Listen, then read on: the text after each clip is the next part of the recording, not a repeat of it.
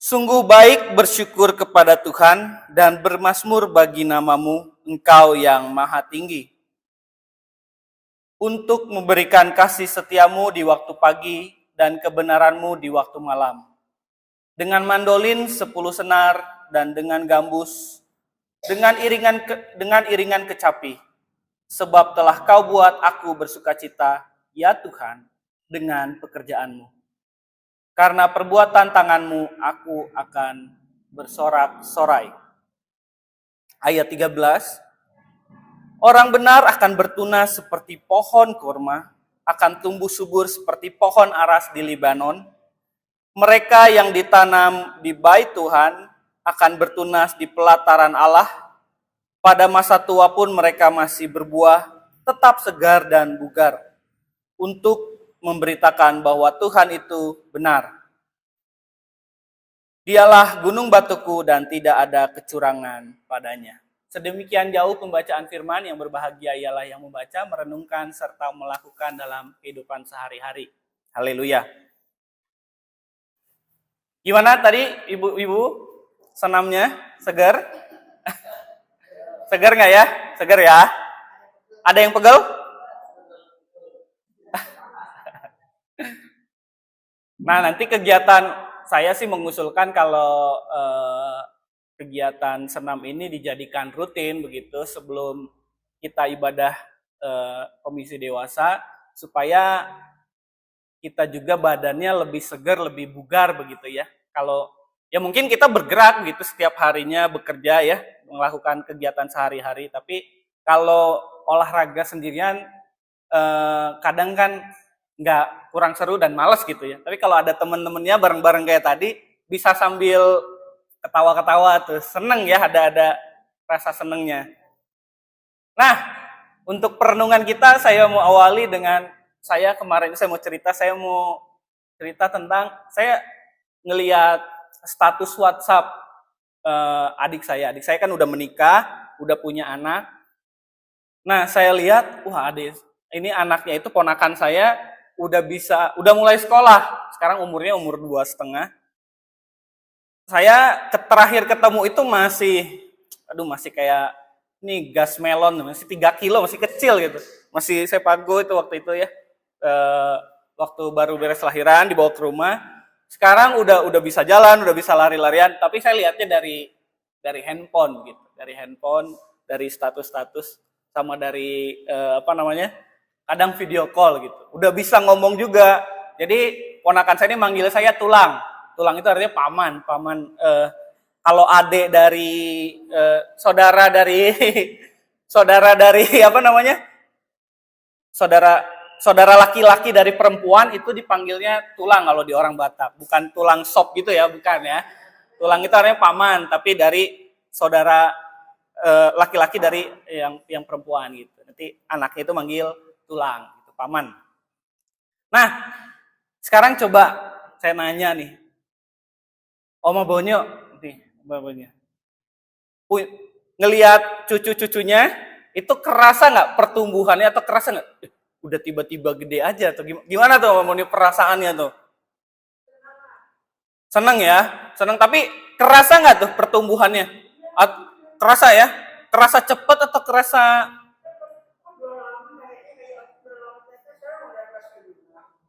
Sekarang udah kelas 5 aja ya. Dulu kayaknya masih kecil, mungkin masih digendong-gendong sama Bon ya. Terus sekarang rasanya udah kecil. Udah gede gitu ya, udah kelas 5. Oh, udah kecil sih.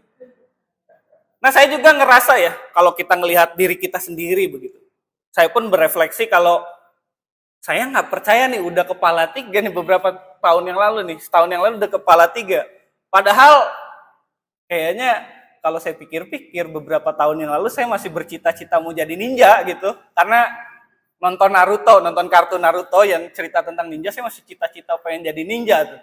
Sekarang malah jadi calon pendeta. Nah, tapi saya kok rasanya cepet banget gitu pertumbuhannya. Nah, hari ini sih saya bukan mau membagikan soal keresahan atau nggak enaknya menjadi dewasa, tapi kita mau berbicara soal prosesnya, yaitu bertumbuh dan juga berkembang. Nah, kalau kita refleksikan lagi tadi ya, mau cucu kita, mau anak kita begitu ya, anak maupun ke kita sendiri, rasanya pertumbuhan kita itu secara fisik gitu cepet banget gitu. 30 tahun saya ngerasa cepet banget gitu, kayak rasanya nggak kerasa begitu. Mungkin Oma Bonio kerasa, Oma? Udah umur berapa, Oma? Berapa?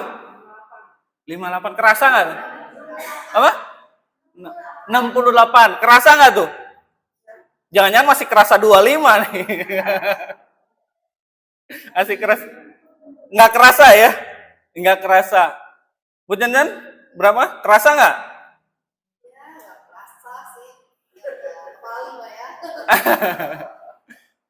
Nggak kerasa ya? Kayaknya cepet banget begitu. Nah, tapi pertumbuhan kita secara fisik, secara umur begitu ya, secara kronologis umur, pertambahan bentuk, itu beriringan nggak dengan pertambahan kematangan.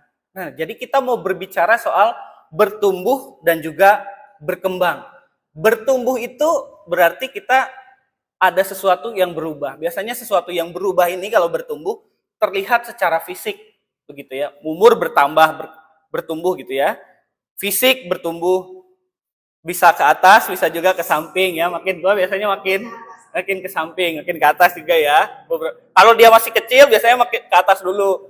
Nanti kalau udah umur 30 plus mulai agak ke samping, mulai ke samping. Nah, tapi apakah pertumbuhan ini beriringan nggak atau bersamaan nggak dengan perkembangan? Perkembangan ini ngomongnya soal kematangan. Kematangan tentu kalau kita orang yang sudah matang, kita melakukan segala sesuatu dengan pertimbangan-pertimbangan atau dengan sebuah kebijaksanaan. Jangan sampai kita nih disebutnya botuna. Ada yang tahu nggak? Botuna. Nah, itu tuh, botuna atau tua-tua keladi tuh. Umurnya aja yang bertambah, ukurannya aja yang bertambah, tapi secara pikiran, secara jiwa, apalagi secara iman, nggak ikut berkembang, nggak ikut bertumbuh. Jadinya kita dijulukinnya itu tuh, botuna tadi tuh, bocah tua nakal atau tua-tua keladi. Kalau tua-tua keladi kan ada lagunya ya. Iya, tua-tua keladi makin tua malah makin menjadi, nggak karu-karuan begitu, karena perkembangan cara berpikirnya dan juga perkembangan imannya nggak ikut bertumbuh seiring dengan perjalanan waktu. Nah, itu kan juga untuk bertumbuh dan berkembang juga perlu proses. Nah, yang jadi pertanyaan, bagaimana nih supaya kita sebagai orang Kristen bukan hanya bertumbuh secara fisik aja, tadi ke atas terus ke samping itu ya, enggak ya. Itu bertumbuh secara fisik, tetapi juga berkembang secara iman. Hari ini kita belajar dari refleksi pemazmur. Pemazmur ya di Mazmur 92 merefleksikan bahwa pertumbuhan dan perkembangan orang benar itu seperti pohon korma dan juga pohon aras di Lebanon. Nah, kenapa kedua pohon itu dijadikan contoh oleh pemazmur? Kenapa sih? Nah, yang pertama tentu pohon ini ada di sekitar lingkungan yang menulis Mazmur ini, Mazmur 92. Jadi karena ada di lingkungan sekitar itu, mereka bisa merefleksikan dan melihat, terus menggambarkan bahwa pertumbuhan atau orang benar itu ya seperti pohon korma dan juga pohon aras di Lebanon. Itu ada di sekitar kita. Itu yang pertama secara itu. Tapi bukan itu yang penting. Yang penting adalah kita harus mengetahui kenapa pemazmur memakai pohon aras dan juga pohon korma. Nah, kalau kita lihat, kalau di bacaan di sini ya, di sini, orang benar akan bertunas seperti pohon korma. Berarti kita harus tahu dulu nih, harus tahu bagaimana pohon korma itu ditanam terus bertunas.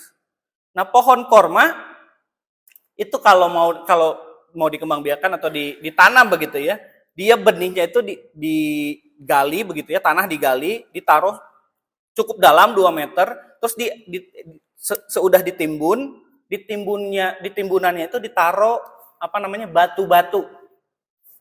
Jadi ketika si tunasnya itu tumbuh, jadi dia terhalang dulu, si tunasnya itu terhalang batu, jadi yang kuatnya itu ke bawah dulu, akarnya dulu yang kuat. Si akarnya merambat dulu ke bawah, karena kan kita tahu ya, pohon korma tumbuhnya di daerah mana?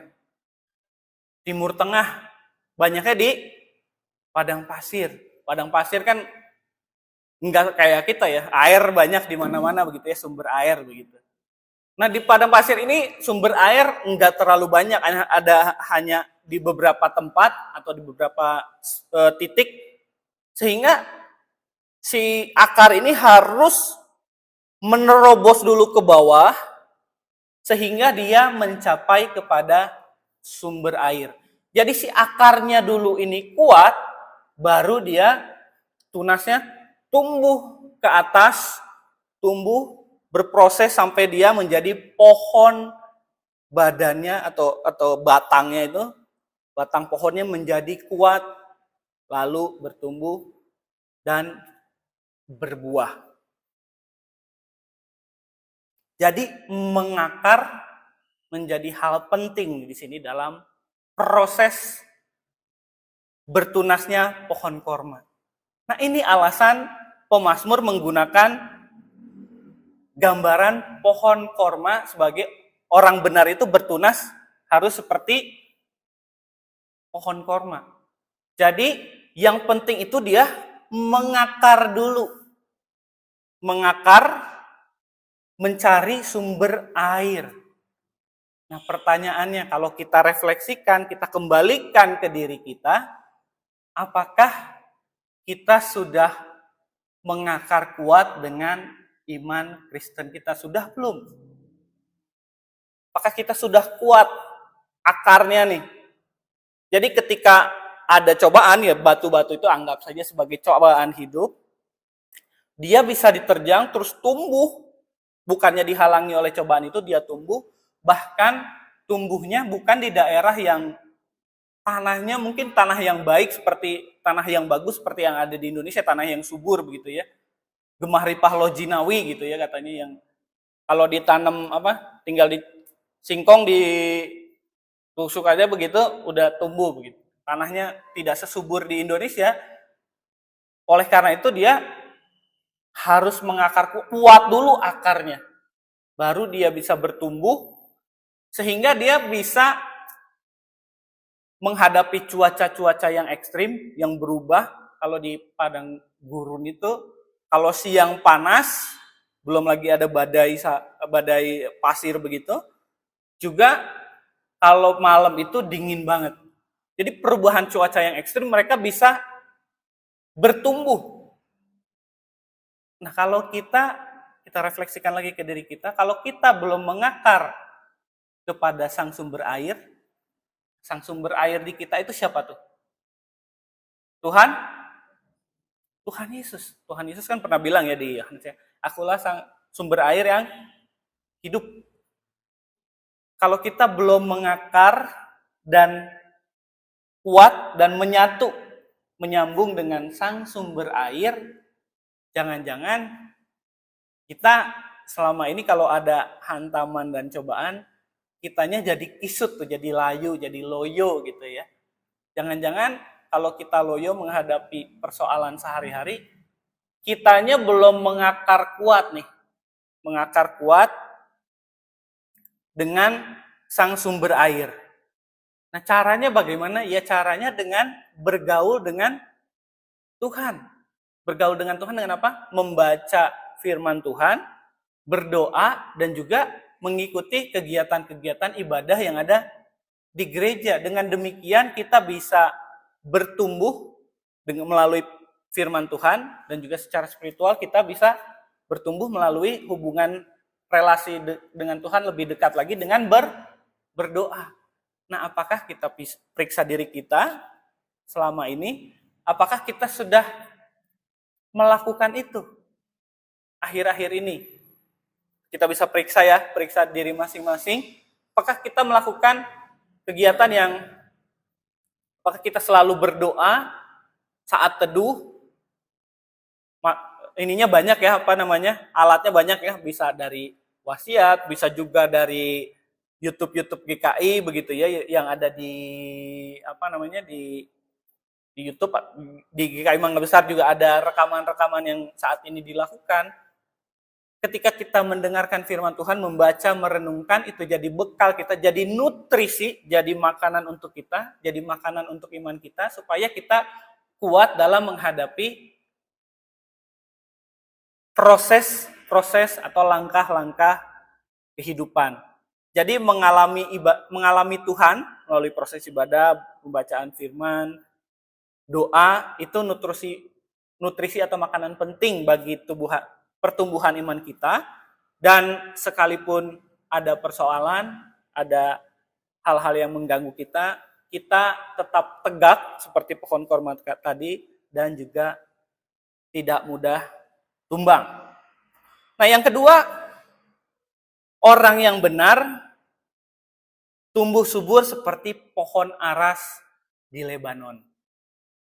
Nah, saya baru ngecek itu ya, pohon aras itu. Saya bukan seperti Pak Nanang yang senang dengan hal-hal yang berkebun begitu ya, dengan perkebunan. Saya nggak terlalu nggak hobi di situ, tapi saya ketika menyiapkan ini mengecek bahwa pohon aras di Lebanon ini kalau dia berkembang begitu ya, dia sudah matang begitu, sudah tumbuh, sudah menjadi pohon yang besar, dia itu tumbuhnya sangat besar, rindang, sehingga orang-orang itu bisa berteduh di bawahnya. Terus burung-burung juga bisa bisa bikin sarang di atas pohon itu. Selain itu, kalau kita berkembang seperti pohon aras ini juga kalau dia semakin berumur, semakin tua, kayunya itu semakin bagus. Makanya Salomo, kalau di dalam kisah di Raja-Raja itu, Salomo itu menggunakan pohon aras Lebanon ini sebagai materi atau sebagai bahan untuk membangun bait Allah. Karena dia karena selain kualitasnya bagus, apalagi pohonnya ini semakin tua, dia kualitasnya semakin top chair, semakin lebih baik lagi. Semakin bertambahnya usia, kualitas si pohon aras ini semakin bagus. Jadi ada dua hal yang bisa kita pelajari kalau kita berkembang ketika kita semakin matang, begitu ya. Kita tumbuh seperti pohon korma, tapi kita matang begitu seperti pohon aras di Lebanon. Kita bermanfaat bukan hanya untuk manusia begitu ya, dipakai untuk bahan-bahan pertukangan. Kita juga bermanfaat bagi lingkungan sekitar kita, bagi hewan-hewan, dan juga bagi orang yang berteduh, bagi orang yang mencari tempat perteduhan begitu, karena dia pohonnya rindang, gede begitu, bisa melindungi dari sinar matahari yang menyengat. Tapi juga dia mempunyai kualitas yang bagus dengan seiring bertambahnya usia. Jadi semakin lama usia dari si pohon pertumbuhan pohon aras di Lebanon ini, pohon-pohon ini malah makin memberi manfaat. Nah, kita, Bapak Ibu Saudara, seringkali kalau kita lihat di dalam kehidupan kita seringkali membatasi diri kita dengan melihat usia itu sebagai angka aja begitu ya. Tadi kita refleksikan pertama, usia itu kayaknya cuman bertumbuh aja begitu. Cuman kita bertumbuh secara fisik, tetapi tidak bertumbuh secara kualitas. Nah, melalui refleksi Mazmur ini kita diajak begitu ya. Hidup kita itu bukan soal berapa lamanya, tetapi kualitas perkembangan iman kita itu bagaimana. kalau kita ulang tahun begitu, kalau kita ulang tahun, kita sering menyanyikan lagu panjang umurnya, panjang umurnya, panjang umurnya serta mulia. Nah, kita tuh sering melupakan kata serta mulianya. Kata mulia itu memang seringkali dihubungkan dengan sesuatu yang megah, sesuatu yang indah, yang luar biasa begitu. Tetapi kalau kita kaji lagi, kalau kita lihat lagi begitu, kata mulia ini juga bisa berarti nilai atau kualitas. Jadi ketika kita menyanyikan lagu panjang umurnya, ketika kita bertambah usia, berproses bertambah umur, bukan hanya umur kita yang bertambah, bukan hanya fisik kita yang bertumbuh, tetapi nilai dan kualitas perkembangan iman kita juga makin mantap dan makin baik, makin mulia, sehingga kita bisa sama seperti pohon aras di Lebanon. Semakin dia bertumbuh tua, semakin dia bisa bermanfaat untuk orang di sekitarnya, menjadi berkat bagi orang-orang di sekitarnya. Jadi tepatlah gitu ya, cocok gitu kalau pemazmur menggambarkan orang benar, itu digambarkan pertumbuhannya seperti pohon kurma dan juga pohon aras, bertunas dan bertumbuh subur sama seperti pohon kurma dan pohon aras. Semakin tua, semakin berbuah, semakin segar dan bugar, serta semakin memberikan manfaat bagi orang-orang di sekitarnya. Yaitu dengan cara apa? Dengan cara mengakar kuat ke dalam Tuhan. Mengakar kuat ke dalam, akarnya kuat karena dia terhubung dengan sang sumber air. Sehingga hidupnya begitu ya, tumbuh secara fisik. Karena kalau kita imannya kuat begitu, pikiran kita juga segar karena apa? Karena kita mampu menghadapi segala pergumulan, kan pergumulan hidup kita seringkali membuat kita stres gitu ya. Seringkali kita membuat kita banyak pikiran gitu. Nah, karena banyak pikiran, karena stres, itu kan mempengaruhi juga ke tubuh kita begitu. Tubuh kita jadi loyo, gampang sakit. Tapi dengan mengakar kepada Tuhan, diletakkan di bait Allah, di situ ya dikatakan ya, di pelataran, hidup juga bersekutu dengan teman-teman di gereja, jadi semacam ada support system. Jadi hidup kita lebih lagi berkualitas, lebih lagi mempunyai kualitas yang baik, bertumbuh dan berkembang secara baik karena akarnya itu sudah terhubung dengan sang sumber hidup, sang sumber air yang hidup, yaitu Tuhan Yesus. Sehingga ketika kita bertambah usia, sudah matang, apalagi di usia yang lebih lagi, kita kualitasnya lebih mantap lagi sama seperti pohon aras di Lebanon, gitu ya. Nah, tapi kenyataannya perlu diakui, dalam pertambahan usia seringkali juga diiringi dengan melemahnya fungsi-fungsi tubuh kita ya. Fungsi-fungsi tubuh kita. Oleh karena itu, kita juga harus mengakar. Akar itu kan tadi menyerap nutrisi dan juga makanan begitu. Kita juga perlu menjaga tubuh kita ini, selain dengan mengakar kepada Tuhan, juga menjaga dengan makanan yang sehat, sayur-sayuran begitu ya, makanan-makanan yang baik, sayur-sayuran dibanyakin, juga dengan olahraga. Nah, makanya tadi diusulkan gitu ya, saya mengusulkan ke Bu Cencen, sebelum kita memulai ibadah komisi dewasa,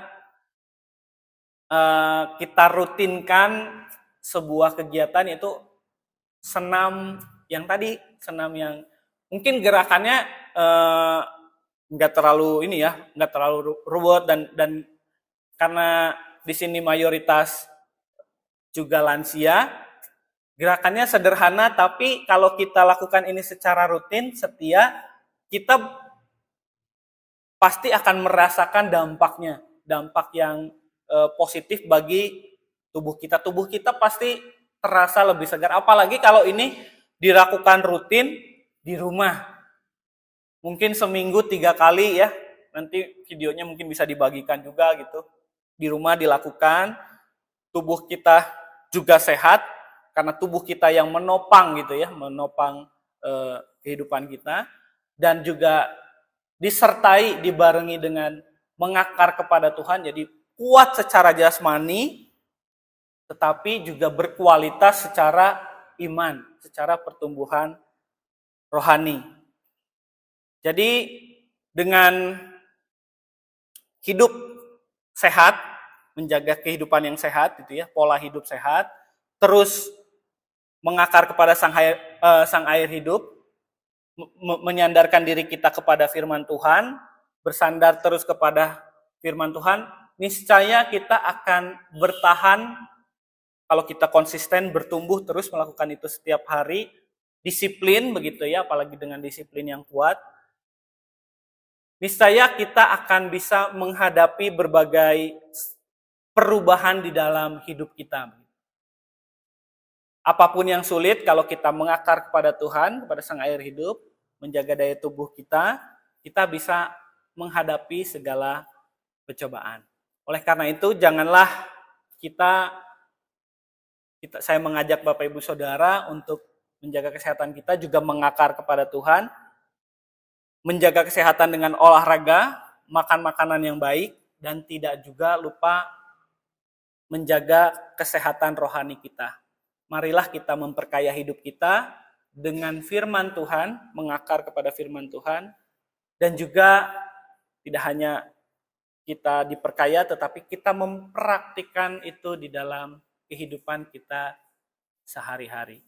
Jadi kita jaga kesehatan tubuh jasmani kita dengan